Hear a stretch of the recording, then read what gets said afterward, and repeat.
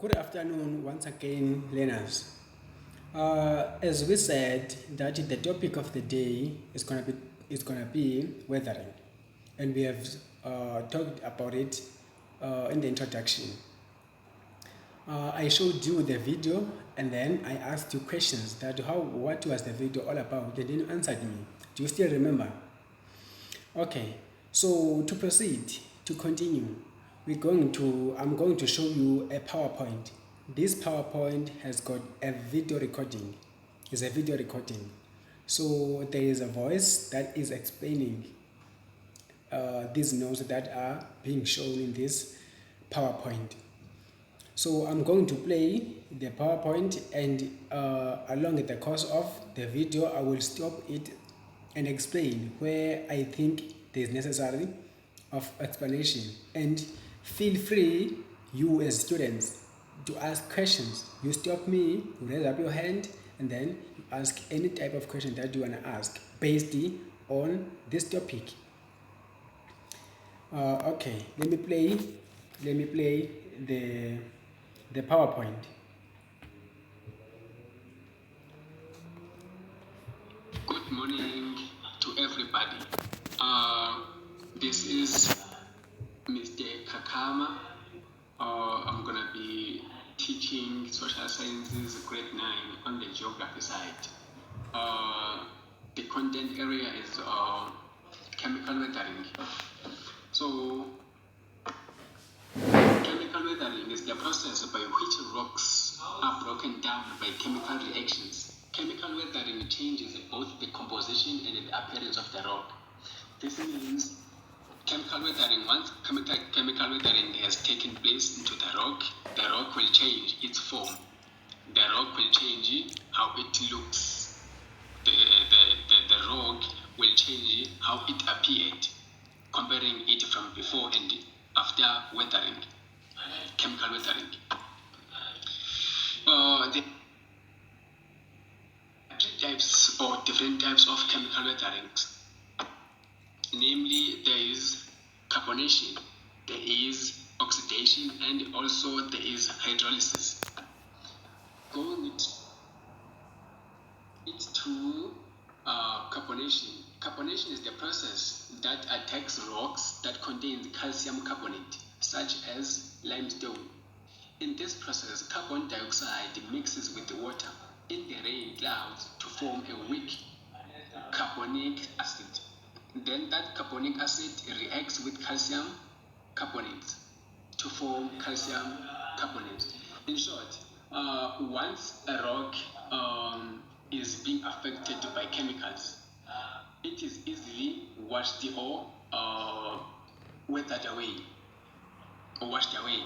For example, we can see there is a sand on the beach of the sea.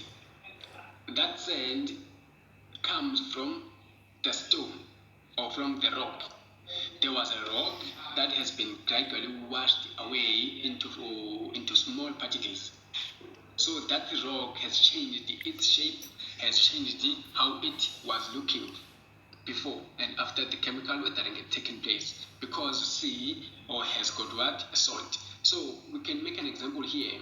If you put water on the glass, and then you pour a small portion of vinegar or salt, then you put inside that water that has vinegar or salt, you put a stone or a rock inside.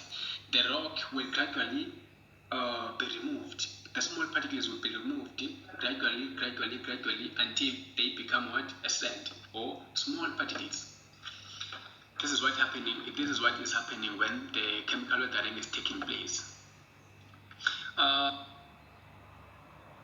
Is hydrolysis. Hydrolysis is the chemical reaction that. Okay, to explain further from the previous slide.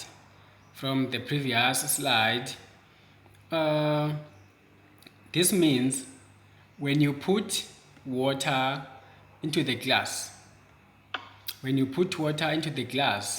this means then you put water in the glass and mixes with a small portion of vinegar or salt or any type of acidic water.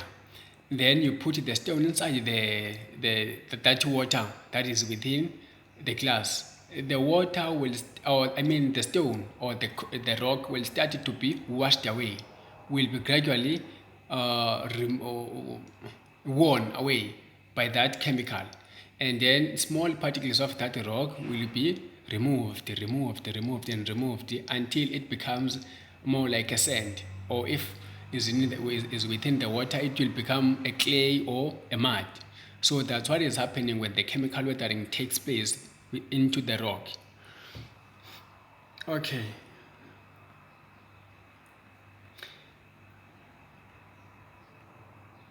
Hydrolysis. Hydrolysis is the chemical reaction that involves water and minerals found in rocks called silicates. It is the breakdown of rock by acidic water to produce clay and soluble salts. These minerals are found in many kinds of rocks, including sandstones and granite. The minerals in rocks absorb water and changes into clay. Then the clays are washed away easily from the rocks, making it unstable and crumbling grain by grain. So this means that hydrolysis is whereby the rock is a permeable rock. The rock is a permeable rock. This means now it allows water to penetrate through it. It absorbs water. Then when the rock has absorbed the water, then the water will make that rock will make that rock be a clay or a. Okay, to explain further, this means now a hydrolysis. It says a hydrolysis is a chemical reaction that involves water and minerals around in rocks called silicates. It is the breakdown of the rock by acidic water to produce clay and soluble salts. These minerals are found in many kinds of rocks, including sandstones and granite. The minerals in rocks absorb water and change into a clay. The clay are washed away easily from the rocks, making it unstable and crumbling grain by grain. Okay, this means now the rock, we are talking about the rock that allows water to penetrate through it. This means now this is a permeable rock. A permeable rock is a rock that can absorb water within it.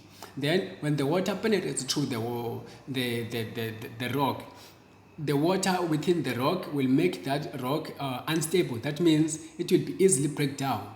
It will make it easily crack. So when the rock is easily break down, it means now there is a mud inside the rock, or there is a clay within that rock. So when there's a clay or mud, when the water comes, the clay will be easily washed away by what? By floods, by rain, by winds.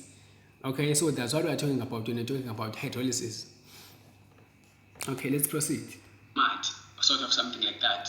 Then once the rock has changed to become a clay or a mud, when there are floods or there is chemical weathering taking place on that rock, the clay will be easily washed away. And then this means now there will be no rock. There will be no rock.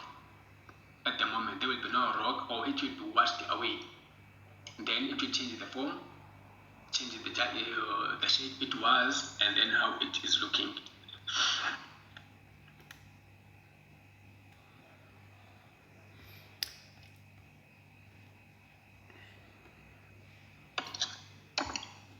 There is oxidation. Oxidation is a chemical reaction between some minerals in the rock and oxygen in the air. It is the kind of chemical reaction that happens to the rock and the object that contains iron. Water contains oxygen, then mixes with the iron content of rock to form iron oxide. Oxidation changes the chemical structure of the rock, making it weaker and more easily broken. Oxidation is seen as rust in or on metals that have been left in the rain. Then same thing happens into the rock. This means now, for example, if you can see, if there's a metal that has been left out in the bare space without being covered, when there's.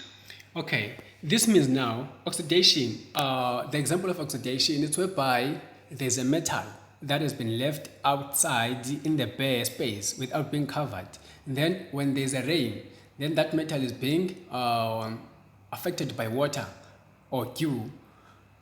So that metal will start to have rust and then it will start to peel off. So that thing, it same applies to the rock. When there's a rain, acidic rain, different types of rains, then they pour, or the rock is being affected by the rain or water.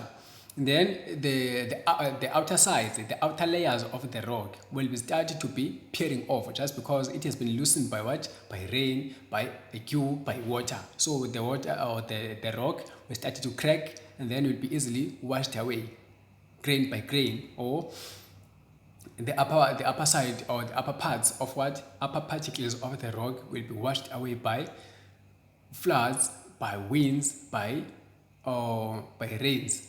So that's what is happening when we talk about oxidation.